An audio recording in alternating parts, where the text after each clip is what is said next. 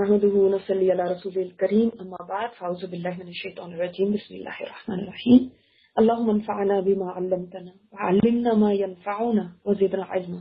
इसके बाद आप सल्लल्लाहु अलैहि वसल्लम के आंसू निकल आए और आप रो पड़े। क्यों रोए?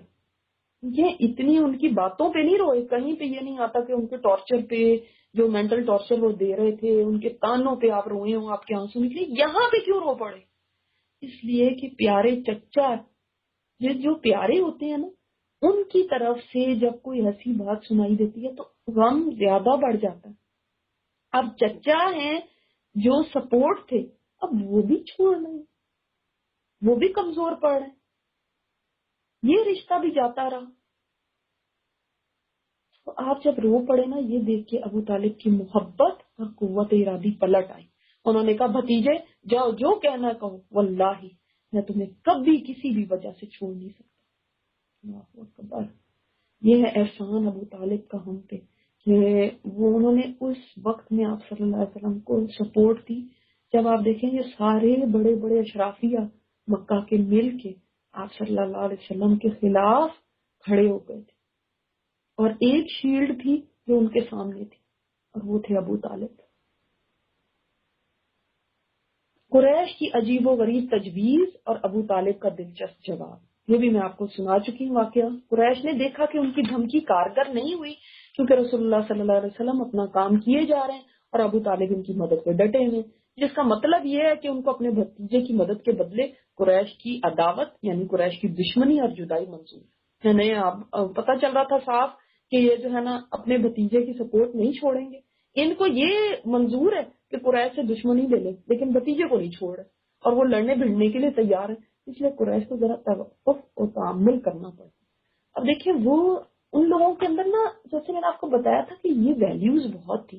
जो ट्राइबल सिस्टम था उसकी वो इस तरह से जो वैल्यूज थी उनको इस तरह से वो रिस्पेक्ट देते थे कि इस सारे के बावजूद कि अबू तालिब ने उनकी बात नहीं सुनी। अब कोई और होता या आज का कोई जमाना होता तो जरा भी ठहरते नहीं और मरने मारने पे उतर आते, लेकिन उनको ये मालूम था कि नहीं, जो भी हो जाए ये हमारे लोग, हमारे कबीले के, और अपने ही अंदर खून खराबा करना ये सही नहीं है।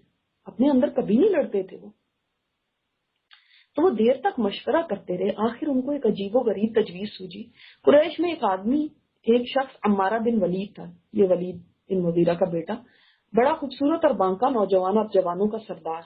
ये लोग उसे साथ लेके अबू तालिब के पास आए और कहा, अबू तालिब आप इस नौजवान को हमसे ले लें और इसे अपना लड़का करार दे दें, इसको अपना बेटा बना लें। आप इसकी मदद भी कीजिए और दियत भी लीजिए, यानी इसको अगर किसी ने मार दिया तो खून बहा भी आप लेंगे, आपको तो फायदा है, और हमें इसके बदले अपना भतीजा दे दें जो आपके दीन और आपके बाप दादा के दीन का भी मुखालिफ है। लेकिन कैसे उनको कन्विंस कर रहे हैं, देख लें, आपका भतीजा तो आपके अपने दीन के और आपके बाप दादा के दीन का भी मुखालिफ है और जिसने आपकी कौम में फूट डाल रखी है और इनकी अकलों को बेवकूफ करार दे रखा है। हम इसे ले जाकर कत्ल कर देंगे। बस ये एक आदमी के बदले एक आदमी का मामला हुआ। बेटा ही आपको चाहिए ना, आपको बेटा मिल गया, वो आपका बेटा बन गया, बस सही है। अबू तालिब ने कहा, वल्लाही तुम लोग इंतहाई बुरा सौदा कर रहे हैं। मुझे तो तुम अपना बेटा देते कि मैं इसे खिलाऊं पिलाऊं, और मुझसे मेरा बेटा मांग रहे कि इसको कत्ल करूं।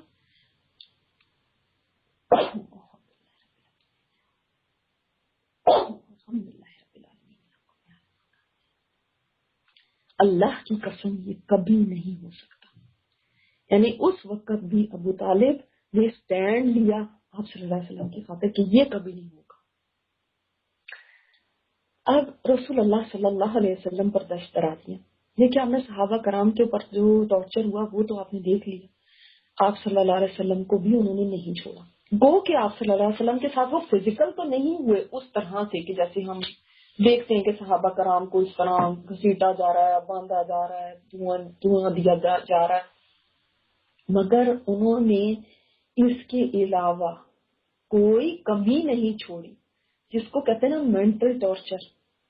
आप देखें, बाज दफा मेंटल टॉर्चर इंसान को ज़हनी मरीज बना देता है।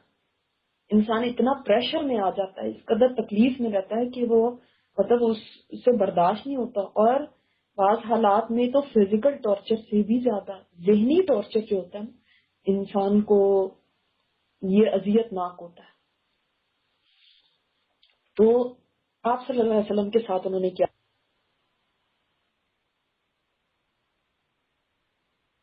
کیا؟ جب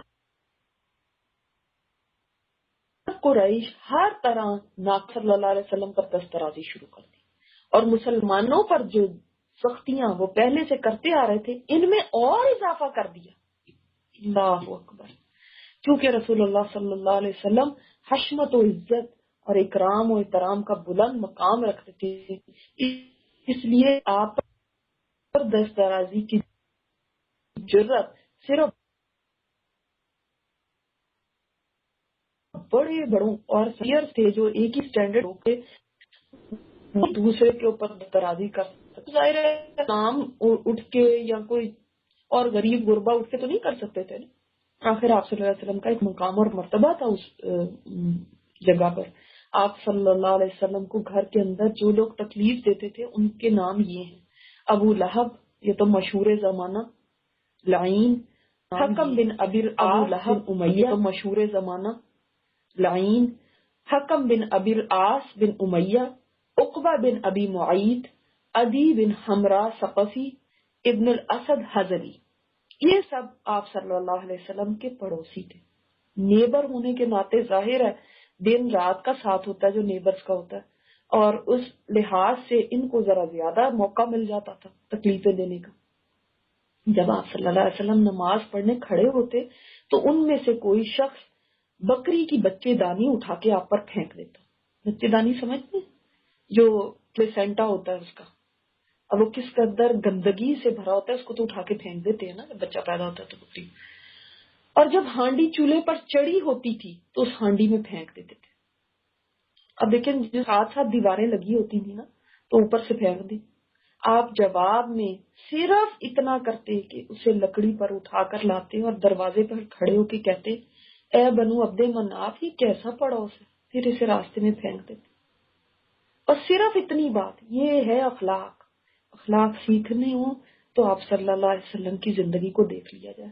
جو اتنی زیادتی کرنے والے ہیں ان کے لیے بھی برا بھلا نہیں، گالم گلوچ نہیں، یا کوئی اور ایسی بات کر سکتے تھے، کوئی اور لمبا چوڑا بھاشن دے سکتے تھے، کوئی لیکچر دے سکتے تھے، کوئی ایسی بات کہہ سکتے تھے جو تانے کی ہو، لیکن بس فرماتے یہ کیسا پڑوس ہے.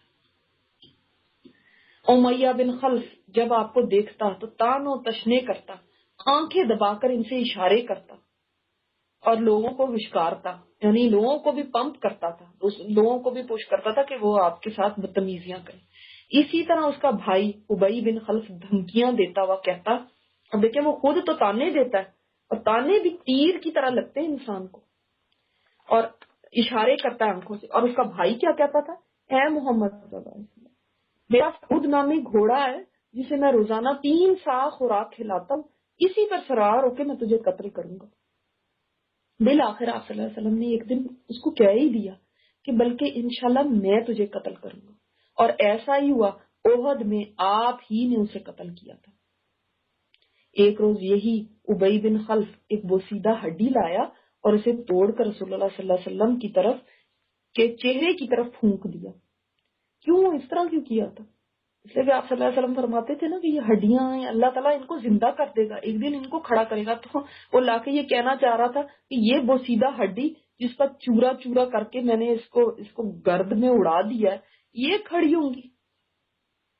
ایک بار عقبہ بن ابی معیط نے نبی صلی اللہ علیہ وسلم کے پاس بیٹھ کر کچھ سنا. یہ بات اس کے دوست ابی بن خلف کو معلوم ہوئی اور اس نے عتاب کیا، یعنی اس نے بڑی سختی کی، اس نے ڈانٹا اس کو اور کہا کہ نبی صلی اللہ علیہ وسلم کے چہرے پہ جا کر تھوک کے آؤ. اب کیا ہوا تھا کہ وہ بیٹھ گیا تھا اور اس نے کچھ باتیں سنی، آپ صلی اللہ علیہ وسلم کے پاس بیٹھ کے کچھ قرآن سنا، کچھ باتیں سنی، تو اس کے دل کے اوپر ذرا کچھ اثر ہوا. یہ بات ابی بن خلف کو جب پتا چل گیا اس نے کہا یہ تو مصیبت ہی پڑ جائے گی اگر یہی مسلمان ہو گیا. اور اس نے کہا کہ جب اب ہم دیں گے نہیں، مجھے تم جاؤ کیا صلی اللہ علیہ وسلم بیٹھے اور تب جا کے ابی کو تسلی ہوئی کہ اچھا اب یہ تھوک دیا تو اس کا مطلب ہے کہ یہ ان کے ساتھ نہیں ہے، یہ پروف کرنے کے لیے کہ میں ان کی طرف نہیں ہوں. یعنی اس ایسی چیز کبھی کسی نے برداشت کی ہوگی؟ یہ تو تمام انسانوں سے زیادہ افضل سید الانبیاء ہیں، امام الانبیاء، یہ ان کے ساتھ ایسا ہو رہا ہے۔ میرے اور آپ کے ساتھ تو کیا کبھی کسی نے شاید کسی مسواک سے بھی نہ مارا ہوگا، تھوک تو دور کی بات ہے۔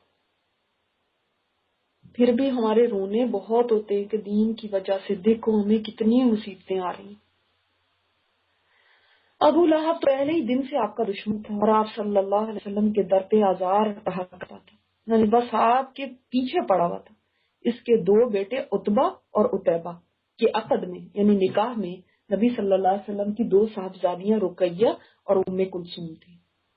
نکاح کیا ہوا تھا آپ صلی اللہ علیہ وسلم نے ابھی نبوت سے پہلے۔ تو ابو لہب نے ان دونوں بیٹوں سے کہا کہ تم نے محمد صلی اللہ علیہ وسلم کی بیٹوں کو طلاق نہ دی تو میرا تمہارا آمنا سامنا حرام ہے۔ اس کی بیوی نے بھی کہا کہ انہیں طلاق دے دو کیونکہ وہ بددین ہو چکی ہیں، یعنی انہوں نے دین ہی بدل لیا، چنانچہ انہوں نے طلاق دے دی۔ اب یہ سوچے کہ انسان کے اپنے اوپر جو بھی ہوتا ہے نا، جب اولاد کے اوپر آتا ہے تو انتہائی تکلیف دہ بات ہوتی ہے۔ حالانکہ بیٹیوں کا کیا قصور تھا، لیکن انہوں نے کہا ہم کسی طرح بھی نہ چھوڑیں، یعنی نہ گھر میں چین لینے دیتے، نہ باہر نکلتے ہیں تو وہاں پہ تانے مارتے اور آنکھیں مارتے، ایک دوسرے کو آنکھوں سے اشارے کرتے اور ہنستے، اور اب یہ تانے دیتے لو اب کیا کرو۔ اس کے اندر ایک یہی آدمی رہ گیا تھا جس کے اوپر نبوت آنی تھی۔ اور عجیب و غریب باتیں، ابو لہب کی یہ بیوی ام جمیل عروہ بنت حرب بھی رسول اللہ صلی اللہ علیہ وسلم کی کٹر دشمن تھی۔ اسی وجہ سے تو سورہ لہب میں اس کا بھی ذکر ہے، وہ یہی کام کرتی تھی جس کا ذکر اس صورت میں بھی ہے۔ کیا کام کرتی تھی؟ وہ کانٹے دار ڈالیاں لا کے رات کو آپ کے راستے میں ڈال دیتی تھی کہ آپ صلی اللہ علیہ وسلم اور آپ صلی اللہ علیہ وسلم کے ساتھی زخمی ہیں، صبح کو اٹھیں گے اندھیرے میں پتہ نہیں چلے گا، جب جائیں گے تو کانٹے چبھیں گے ان کو، راستے میں ڈال جایا کرتے۔ یہ کتنی مشقت اٹھاتی تھی وہ، یعنی یہ کام کرنے کے لیے دشمنی اتنی زیادہ تھی۔ اسے سورہ تبت یدا ابی لہب، یہ جو سورہ لہب ہے اس کے اترنے کا پتہ چل گیا تو ہتھیلی میں پتھر لے کر رسول اللہ صلی اللہ علیہ وسلم کی تلاش میں نکل پڑی۔ آپ صلی اللہ علیہ وسلم خانہ کعبہ کے پاس ابو بکر رضی اللہ تعالیٰ عنہ کے ساتھ تشریف فرما تھے۔ اللہ نے اس کی آنکھوں پر پردہ ڈال دیا، چنانچہ وہ صرف ابو بکر صدیق رضی اللہ تعالیٰ عنہ کو دیکھ رہی تھی اور آپ صلی اللہ علیہ وسلم دیکھیں اس کو نظر ہی نہیں آ رہے تھے۔ اللہ تعالیٰ کی طرف سے تھا۔ کہنے لگی تمہارا ساتھی کہاں گیا؟ حالانکہ وہ ساتھ بیٹھے ہیں۔ مجھے معلوم ہوا ہے کہ وہ میری حج کرتا ہے۔ حج کیا ہوتی ہے؟ یعنی شاعری میں جو بے عزت کرنا ہوتا ہے نا، شاعری میں جو ایک دوسرے کو یعنی برا بھلا کہنا، بے عزتی کرنا، شعر کہہ رہے ہیں انہی میں ساری بے عزتی کی باتیں۔ تو وہ تو اس کو شعر ہی سمجھتے تھے نا، شعر و شاعری سمجھتے تھے، حالانکہ یہ قرآن تھا۔ واللہ اگر اسے پا جاؤں تو یہی پتھر اس کے منہ پر دے ماروں گی، سن لو میں بھی شاعرہ ہوں۔ اس کے بعد وہ یہ کہہ کر چلی گئی، مذممن عصینا وامرؤ ابینا ودینہ قلینا، ہم نے مذمم کی نافرمانی کی، کیونکہ وہ تو محمد کہتی نہیں تھی نا، مذمم کی نافرمانی کی اور اس کی بات کا انکار کیا اور اس کے دین کو نفرت سے چھوڑ دیا۔ ابو بکر رضی اللہ تعالیٰ عنہ نے کہا یا رسول اللہ کیا اس نے آپ کو نہیں دیکھا؟ آپ نے فرمایا نہیں دیکھا، اللہ نے اس کی نگاہ پکڑ لی تھی، اللہ تعالیٰ نے اس کو اندھا کر دیا کہ اس نے دیکھا ہی نہیں۔ اور آپ صلی اللہ علیہ وسلم بیٹھے سن رہے ہیں، وہ آپ کو کہہ رہی ہے میں پتھر ماروں گی اس کو، میں اس کو دیکھ لوں نا تو میں یہ کروں گی، تو کوئی تو میں نہیں ہے، کوئی کچھ نہیں۔ صبر اسی کو کہتے ہیں، یہ ہے برداشت۔ قریش نے نبی صلی اللہ علیہ وسلم کو گالی دینے اور برا بھلا کہنے کا ایک طریقہ یہ بھی ایجاد کر رکھا تھا کہ وہ آپ کو محمد صلی اللہ علیہ وسلم کی بجائے مذمم کہتے تھے۔ کہاں ایک وقت وہ تھا کہ صادق اور امین کہتے تھے، اور اب کیا کہہ رہے ہیں؟ مذمم، جس کا معنی محمد کے بالکل الٹ ہے۔ محمد کے معنی ہے وہ شخص جس کی خوب تعریف کی گئی ہو، اور مذمم مذمت سے ہے نا جس کی خوب برائی کی گئی ہو۔ کیسے انہوں نے نام بھی رکھ لیے تھے۔ اب آج کے کوئی وقت میں لوگ ہوں تو وہ تو اسی ڈپریشن میں چلے جائیں کہ آئے کہاں آئے وقت میں میری کیا عزت تھی اور آج کیا ہو گیا میرا مقام اور کیا ہو گیا، کیونکہ ہم اپنے مقام اور مرتبے لوگوں کی نظروں میں دیکھتے ہیں، یہ نہیں دیکھتے کہ اللہ کی نظر میں میرا مقام اور مرتبہ کیا ہے۔ اب دیکھو وہ ایسے کہہ رہے ہیں، ہر ایک مزمم کہتا پھر رہا ہے، لیکن اللہ نے اسے آپ سے یوں پھیر دیا کہ وہ مزمم نامی آدمی کو گالی دیتے تھے جبکہ آپ کا نام محمد صلی اللہ علیہ وسلم تھا۔ آپ صلی اللہ علیہ وسلم سے کسی نے پوچھا تھا نا کہ دیکھیں آپ لوگوں کو آپ کو اس طرح کہنے لگے ہیں، اور یہ جو ام جمیل تھی ابو لہب کی بیوی، یہ آپ کو اس طرح مزمم کہتی ہے۔ تو آپ صلی اللہ علیہ وسلم نے فرمایا کہ ہاں وہ اس کو کہتی ہے جو مزمم ہوگا، میں تو مزمم نہیں ہوں، میں تو محمد ہوں۔ اب آپ کو کوئی کہے یہ فلاں، یہ کوئی نام رکھ دے ایسے ہے، تو وہ اس کو ہی کہہ رہا ہوگا جس کا یہ نام ہوگا، میرا تو یہ نام نہیں ہے۔ کتنے اچھے طریقے سے اس بات کو رد بھی کر دیا اور ایک بات بھی کہہ دی، اور برا بھلا کہنے سے اور تو میں سے بھی محفوظ رہے۔ نام کیونکہ بگاڑ دینا نا بہت کامن ہوتا ہے، لوگ جب اور شیطنت پہ اترتے ہیں، شیطانی کاموں پہ، تو یہ کام بھی کرتے ہیں کہ اور کچھ نہیں ملا تو نام ہی بگاڑ دیا۔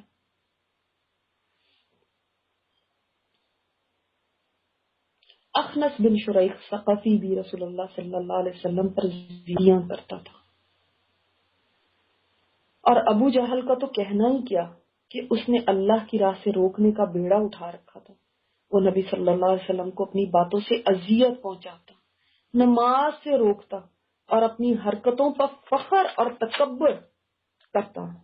آپ نے پڑھا ہے نا ارائیت الذی ینہی عبدا اذا صلی، یہ وہ سورہ علق میں آتا ہے، تو یہ اسی کے بارے میں کہ یہ دیکھیں، یہ تم نے ایسے بندے کو دیکھا جو ہمارے بندے کو نماز سے روکتا۔ ایک روز نبی صلی اللہ علیہ وسلم کو نماز پڑھتے ہوئے دیکھ لیا تو سختی پہ اتر آیا اور دھمکیاں دینے لگا۔ بالآخر رسول اللہ صلی اللہ علیہ وسلم نے اسے ڈانٹ دیا اور گلے کے پاس سے کپڑا پکڑ کر جھنجھوڑتے ہوئے فرمایا اولا لک فاولا ثم اولا لک فاولا، سورہ القیامہ میں تیرے لیے خرابی ہو پھر تیرے لیے خرابی ہو۔ اس نے کہا محمد صلی اللہ علیہ وسلم مجھے دھمکیاں دے رہا، واللہ تم اور تمہارا رب میرا کچھ نہیں بگاڑ سکتے، میں اس وادی مکہ کا سب سے طاقتور آدمی ہوں۔ اللہ اکبر۔ ایک روز اس نے اپنے ساتھیوں سے کہا محمد تمہارے سامنے اپنا چہرہ مٹی پر رکھتا ہے۔ کس چیز پر رکھتا تھا؟ سجدے کو کہہ رہا تھا کہ وہ اپنا چہرہ مٹی پہ رکھتا ہے۔ انہوں نے کہا ہاں۔ اس نے کہا لات اور عزا کی قسم اگر میں نے اس کو دیکھ لیا نا تو اس کی گردن روم دوں گا اور اس کا چہرہ مٹی پر رگڑ دوں گا۔ اس کے بعد اس نے رسول اللہ صلی اللہ علیہ وسلم کو نماز پڑھتے دیکھ لیا، کیونکہ آپ صلی اللہ علیہ وسلم کعبہ میں آ کے نماز پڑھتے تھے نا اعلیٰ اعلان، اور اس زوم میں جا کے آپ کی گردن بن دے گا۔ لیکن لوگوں نے اچانک کیا دیکھا کہ وہ ایڑی کے بل پلٹ رہا ہے اور دونوں ہاتھوں سے بچاؤ کر رہا ہے، جیسے کوئی چیز اس کی طرف آ رہی ہے تو انسان بچاؤ کرتا ہے نا، ہاتھ سے ہاتھ آگے کرتا ہے، اس طرح جیسے کچھ وہ دیکھ رہا ہے۔ تو لوگوں نے کہا ابو الحکم تمہیں کیا ہوا؟ اس کا اصل نام تو ابو الحکم ہی تھا نا۔ کہنے لگا میرے اور اس کے درمیان یعنی محمد صلی اللہ علیہ وسلم کے درمیان آگ کی ایک خندق ہے اور ہولناکی اور پروں کے بازو ہیں۔ یہ فرشتے تھے، فرشتوں کو اس نے دیکھا کہ ان کے پار ہیں اور آگ کی خندق ہے۔ آپ صلی اللہ علیہ وسلم نے بعد میں فرمایا تھا کہ اگر وہ میرے قریب آتا تو فرشتے اس کا ایک ایک عضو اچک لیتے، یعنی اس کی بوٹی بوٹی کر دیتے، ٹکڑے ٹکڑے کر دیتے تمہارے سامنے۔ ایسی ہی بدبختی عقبہ بن ابی معیط کے حصے میں آئی۔ اب یہ کون ہے عقبہ بن ابی معیط جس کی یہ پہلے بات آئی ہے کہ اس نے جا کے تھوکا تھا منہ پہ۔ ایک بار رسول اللہ صلی اللہ علیہ وسلم بیت اللہ کے پاس نماز پڑھ رہے تھے اور ابو جہل اور اس کے ساتھی بیٹھے تھے۔ اتنے میں باز نے باز سے کہا کون ہے جو بنی فلاں کے اونٹ کی اوجڑی اٹھا کے لائے اور جب محمد صلی اللہ علیہ وسلم سجدہ کرے تو ان کی پیٹھ پر ڈال دے۔ اس زمانے میں اونٹ کو نہر کیا جاتا تھا نا، کبھی کبھی آتے تھے تو لوگ لے کر آتے تھے یہاں پہ اونٹ نہر کرتے تھے، تو کسی نے اونٹ نہر کیا تو ذبح کر دیا، یا نہیں تو اس کے بعد اس کی اوجڑی تو پڑی رہتی تھی، وہ تو نہیں یوز ہوتی تھی، تو کون ہے جو لے کر آئے گا؟ وہ بڑی بھاری ہوتی تھی اوجڑی، تو لا کے ان کے سر پہ رکھے جب یہ سجدے میں جائیں۔ اور اس زمانے میں یہ بھی ایک کسی کو اذیت دینے کا طریقہ ہوتا تھا اور لوگ اسے مر جاتے تھے کیونکہ اوجڑی کے اندر سر پھنس جاتا تھا اور پھر وہ سفوکیٹ ہو جاتے تھے، کیونکہ اس کے اندر وہ بلڈ اور پانی اور گندگی جو اس کی ہوتی تھی تو اس کے بعد تو کوئی سانس نہیں لے سکتا۔ اس پر قوم کا بدبخت ترین آدمی عقبہ بن ابی معیط اٹھا اور اوجڑی لا کر انتظار کرنے لگا۔ جب آپ صلی اللہ علیہ وسلم نے سجدہ کیا تو دونوں کندھوں کے بیچ میں ڈال دی، پھر وہ ہنسی کے مارے ایک دوسرے پر گرنے لگے۔ یعنی اب جب یہ منظر دیکھا، جو باقی بیٹھے ہوئے تھے سردار، انہوں نے تو پہلے ایک کو ذرا وہ دیا نا، ذرا حوصلہ بڑھایا، کون ہے جا کے جو کرے گا یہ اتنا بہادری کا کام، تو وہ اٹھا اور اس نے جا کے کیا۔ تو اب دیکھ کے اتنا ہنس رہے کہ ہنستے ہنستے ایک دوسرے پہ گر رہے ہیں، لوٹ پوٹ ہو رہے ہیں ہنسی کے ساتھ۔ ادھر آپ سجدے ہی میں رہے، سر نہ اٹھائے۔ اب یہ آتا کہ حضرت عبداللہ بن مسعود نے جب یہ دیکھا، وہ تو کمزور تھے، نہیں مطلب یعنی کچھ کر سکتے تھے، تو کسی نے جا کے حضرت فاطمہ رضی اللہ تعالیٰ عنہ کو بتایا۔ وہ کہا جاتا ہے کہ 7-8 سال کی وہ بچی تھی، لیکن وہ بھاگی نہیں آئی اور انہوں نے اوجڑی آپ صلی اللہ علیہ وسلم کی گردن سے ہٹائی۔ تب آپ صلی اللہ علیہ وسلم نے اپنا سر اٹھایا اور فرمایا، اللہم علیک بقریش، اے اللہ تو قریش کو پکڑ لے۔ یہ بددعا ان پر شاہ گزری۔ جو ہی آپ صلی اللہ علیہ وسلم نے یہ بددعا دی تو وہ جو تھے، جو اس ہنس ہنس کے لوٹ پوٹ ہو رہے تھے، ایک دم ان کی ہنسی بند ہو گئی اور ان کے جو چہرے تھے نا، وہ یعنی چہروں سے پتہ چل گیا کہ ڈر گئے ایک دم کہ یہ کیا ہو گیا۔ ان کو پتا تھا کہ آپ صلی اللہ علیہ وسلم کے منہ سے نکلی ہوئی بات کبھی رد نہیں ہوگی، اور اس جگہ پہ جو کی گئی دعا کیسے کبھی رد ہو سکتی، کیونکہ ان کا عقیدہ یہ تھا کہ اس شہر میں دعا قبول ہوتی ہے۔ پھر آپ نے ایک ایک شخص کا نام لے کر بد دعا کی، اے اللہ فلاں کو پکڑ لے اور فلاں کو اور فلاں کو، اور ہوا بھی یہی کہ وہ سب کے سب آئندہ بدر کی لڑائی میں مارے گئے۔ اب ہم سوچتے نا، فوراً جو ہی یہ ہوتا اسی وقت بجلیاں گرنی چاہیے تھی اور وہ بالکل جل کے بھسم ہو جاتا تو پھر بات تھی، لیکن دیکھیں اس کے بعد کتنا عرصہ گزرا۔ آپ صلی اللہ علیہ وسلم مدینہ ہجرت کر کے گئے، اس کے بعد وہ ہجری کے اندر بدر ہوئی، تو پھر جا کے ان کا کلا کما ہوا، یہ مارے گئے۔ اگر ہم جیسے لوگ ہوں تو ہم تو کہیں گے کہ پتہ نہیں ہے، اللہ نے ہمیں چھوڑ ہی دیا ہے، ان سے کوئی بدلہ نہیں لیا، ایسے ہو گیا، ہائے ہمارے ساتھ یہ کیوں ہوا۔ نہیں، اللہ تعالیٰ کا ایک وقت مقرر ہوتا ہے۔ اللہ تعالیٰ کی لاٹھی بے آواز ہے نا، یعنی اس چیز کو یہ نہ سمجھو کبھی بھی کہ اللہ تعالیٰ کی طرف سے ایک دم فوری پکڑ نہیں آئی تو شاید اللہ کو بھول گیا، یا شاید وہ اس نے چھوڑ دیا ان کو۔ نہیں، نہ جا اس کے تحمل پہ کہ بے ڈھب ہے گرفت اس کی، ڈر اس کی دیر گیری سے کہ سخت ہے انتقام اس کا۔ یہ نا اللہ کے تحمل کو ایسا نہ سمجھو کہ پتہ نہیں ہے وہ اب شاید کبھی وہ ان کو پکڑے گا ہی نہیں، اس کا انتقام بڑا سخت ہے۔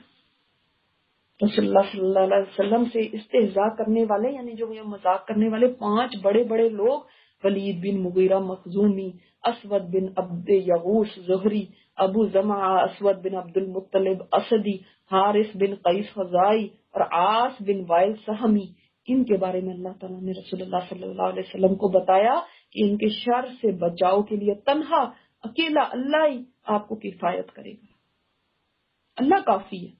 پھر ان میں سے ہر ایک پر ایسی بلا نازل ہوئی جو عبرت اور نصیحت سے بھرپور تھی۔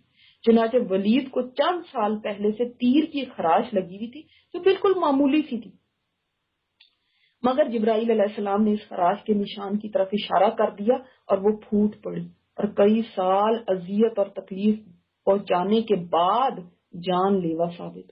پہلے وہ اسی تکلیف کے اندر تڑپتا رہا ولید، خیر اسلام لانا تو ان میں سے کسی کو بھی نصیب نہیں ہوا، ظاہر ہے جن کے لیے آپ صلی اللہ علیہ وسلم نے بدعا کرتی، لیکن ان کی اموات بھی ایسی عبرت ناک تھی نا، کہاں وہ معمولی سی خراش اور کدھر وہ اتنا بڑا نشان بن گیا، اور وہ پھر بڑھتے بڑھتے تکلیف یہ حال ہو گیا کہ وہ مر گیا اس سے۔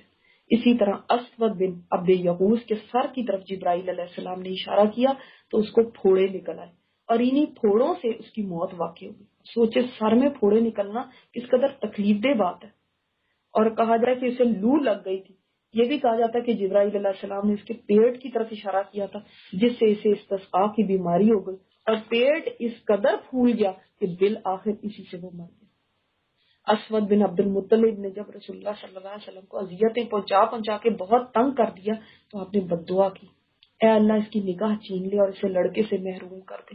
چنانچہ جبرائیل علیہ السلام تشریف لائے اور اس کے چہرے پر کانٹے دار پتے یا ڈالی سے مارا اور اس کی نگاہ جاتی رہی، اندھا ہو گیا تھا وہ، پھر اس کے لڑکے کو مارا اور وہ مر گیا۔ آس بن وائل ایک کانٹے دار درخت پر بیٹھ گیا، اس کا کانٹا پاؤں کے تلوے سے اندر داخل ہو گیا اور زہر سر تک دوڑ گیا، یہاں تک کہ وہ اسی سے مر گیا۔ اور آپ کو پتا ہے ابو جہل کو تو 2 لڑکوں نے قتل کیا تھا، کس جنگ میں؟ بدر میں، اور کیسی عبرتناک اس کی بھی یعنی موت ہوئی تھی۔ یہ ان سختیوں کا ایک مختصر سا خاکہ ہے جو کھلم کھلا تبلیغ کے نتیجے میں رسول اللہ صلی اللہ علیہ وسلم اور مسلمانوں پر ٹوٹ پڑی تھی۔ اس پیچیدہ صورتحال کے پیش نظر رسول اللہ صلی اللہ علیہ وسلم نے 2 قدم اٹھائے۔ اب یہ چونکہ اتنا ٹارچر اور یہ سب ہو رہا تھا، ہر طرف ظاہر ہے جو مسلمان ہو رہے تھے ان کے اوپر تکلیفیں ڈھائی جا رہی تھی، ستم ظلم و ستم کیے جا رہے تھے، تو 2 کام کیا آپ صلی اللہ علیہ وسلم نے۔ وہ 2 کام کیا تھے وہ انشاءاللہ تعالی ہم نیکسٹ ٹائم دیکھیں گے کہ کون سے 2 کام آپ صلی اللہ علیہ وسلم نے کیے تھے، اور کسی وقت انشاءاللہ تعالی میں آپ کو سناؤں گی بھی کہ ابو جہل کے ساتھ پھر کیا ہوا تھا بدر میں، کس طرح اس کو مارا گیا تھا، کس طرح اللہ تعالیٰ نے 2 چھوٹے لڑکوں کے ذریعے کیسے، کیونکہ وہ اپنے آپ کو بہت بڑی چیز سمجھتا تھا، جب مارا بھی گیا تھا تو اس نے کیا الفاظ کہے تھے، اور اللہ تعالیٰ نے اتنی زیادہ ذلت اس کو عطا فرمائی۔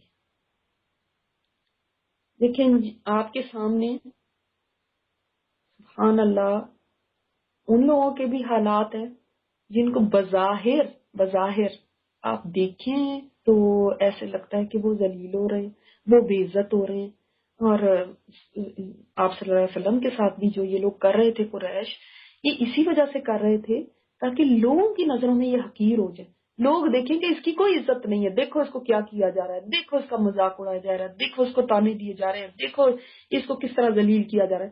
لیکن اللہ تعالیٰ نے جس کا ذکر بلند کرنا ہو، وَرَفَعْنَا لَكَ ذِكْرَكَ، اللہ تعالیٰ نے فرما دیا ہم نے آپ کا ذکر بلند کر دیا، اس وقت بھی اور رہتی دنیا تک بھی۔ اس وقت بھی لوگوں نے بے عزت کرنے کی کوشش کی لیکن نہیں کر سکے، اور آج بھی لوگ جو ایسی کوششوں میں لگے ہوئے ہیں، کبھی آپ صلی اللہ علیہ وسلم کا نام نیچا نہیں کر سکتے۔ جس کا نام اللہ نے بلند کر دیا اس کا نام کون نیچا کر سکتا؟ اسی طرح صحابہ کو دیکھیں، صحابہ بظاہر لگ رہے ہیں کہ ہائے بالکل جیسے کہ اتنے مسکین لوگ، اتنے مفلس لوگ، ایسے لوگ جن کے اوپر ظلم و ستم ہے، کیسے بالکل جیسے کہ کوئی انسان زمین پہ لگ گیا ہے، کتنے جیسے کہ کوئی گرے ہوئے لوگ ہوں، لیکن اللہ تعالیٰ نے ان کو بلند کیا۔ اور یہ لوگ دوسری طرف آپ امیجن کریں نا اپنے ذہن میں کہ کچھ سردار ہیں بڑے بڑے بیٹھے ہوئے ہنس رہے ہیں اور ان کی ہنسی ختم نہیں ہو رہی، اور کیا کیا انہوں نے قیمتی کپڑے پہنے ہوئے اور ان کی کتنی وہاں پہ عزت ہے، لیکن وہ بظاہر عزت، وہ بظاہر سرداری، اور ایک دن کیا ہے ذلیل ہو کے موت آ رہی ہے، اور آخرت میں انجام کیا ہے۔